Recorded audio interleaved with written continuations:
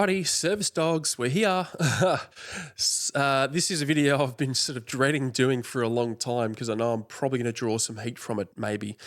But look, full caveat, I've trained service dogs. I've got mates who've got service dogs or assistance dogs. I've sold gear to people with service dogs.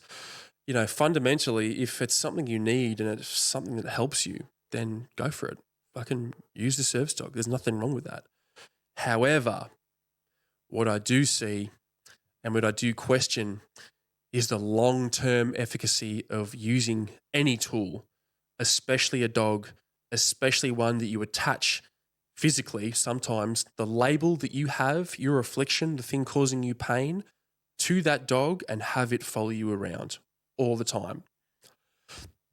Now, if you're offended by this video and you feel like you've got something to prove or explain to me or whatever it is, please don't, because I've already sort of formed my opinion about this over a long period of time. But for example, when I was heavily depressed, in the end, I had a neurochemical imbalance, right? Serotonin deficiency, I couldn't produce serotonin. So I had to get on antidepressants in order to build a buffer back for my body to start producing serotonin again without being in a deficit. And that kind of fixed my depression, for lack of a better term, right? There's still a lot of work I had to do. It took me 3 times to get off antidepressants because I hadn't done it the proper way. My brain hadn't recovered. So I had to go back on it. But now I've been off antidepressants for at least a couple of years, I think. So what I'm saying is, with any tool that you're going to use as part of your recovery, at some point you should have a plan to get away from that tool and no longer rely on that tool.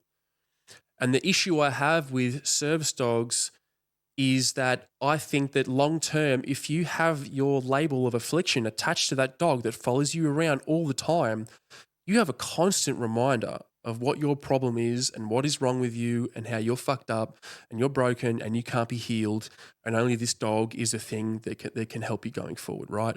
And I get it, blind dogs and medical alert dogs and that type of stuff, I get it, right? But I'm talking about mental conditions. I'm talking about crisis. I'm talking about when you're in the worst part of your life and you get a service dog and it helps you through your period of pain and suffering.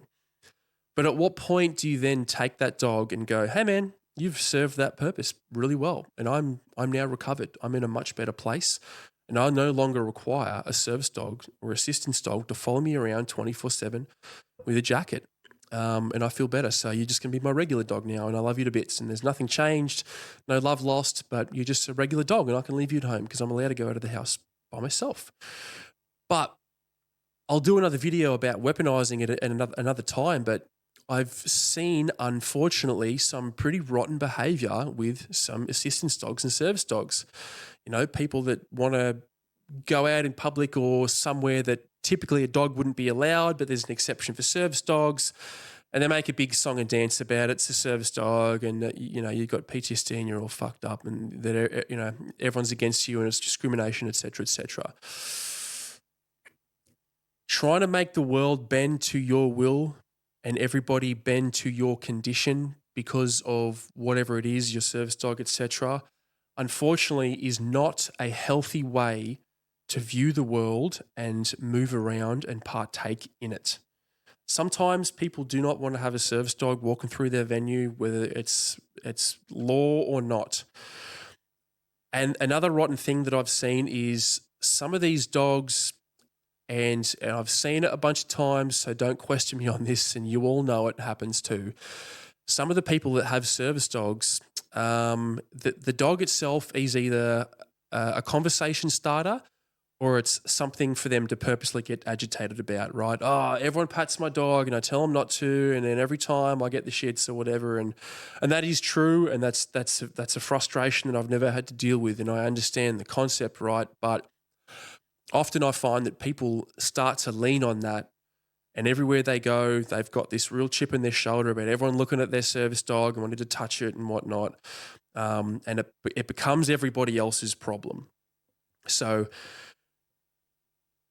no one I'm talking to right now or who's watching this video thinks that they are that person, and that's fine, right?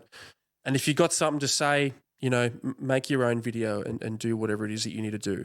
But the point is, if you are using or relying on any method, tactic, or tool for your recovery to be a better person and get to a better place, there should always be a plan to get rid of that tool, that tactic, that strategy, that thing eventually, because the end state of this thing has to be that you move on and live a better, more fulfilled life. You are a better version of you than you were before when you had this affliction.